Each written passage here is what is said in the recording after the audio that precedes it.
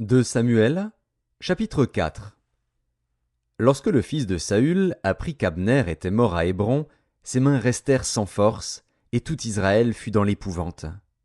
Le fils de Saül avait 2 chefs de bande, dont l'un s'appelait Baana et l'autre Récab. Ils étaient fils de Rimon, de Béhéroth, d'entre les fils de Benjamin.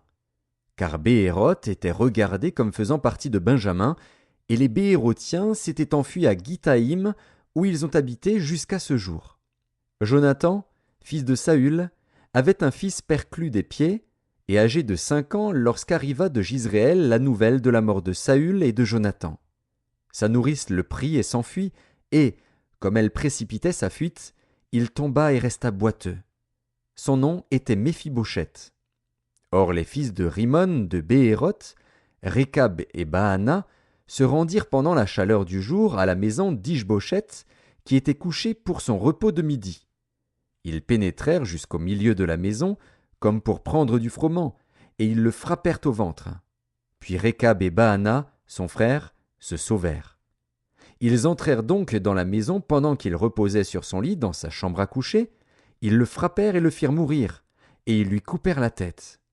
Ils prirent sa tête, et ils marchèrent toute la nuit au travers de la plaine.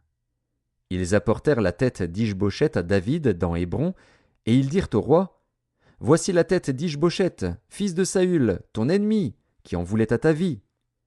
L'Éternel venge aujourd'hui le roi mon seigneur de Saül et de sa race. » David répondit à Récab et à Baana, son frère, fils de Rimon de Béhéroth: « L'Éternel qui m'a délivré de tout péril est vivant.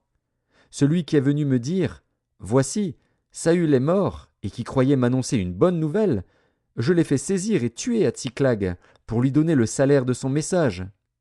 Et quand des méchants ont assassiné un homme juste dans sa maison et sur sa couche, combien plus ne redemanderai-je pas son sang de vos mains, et ne vous exterminerai-je pas de la terre? » Et David ordonna à ses gens de les tuer. Ils leur coupèrent les mains et les pieds, et les pendirent au bord de l'étang d'Hébron. Ils prirent ensuite la tête d'Ish-Bosheth, et l'enterrèrent dans le sépulcre d'Abner à Hébron.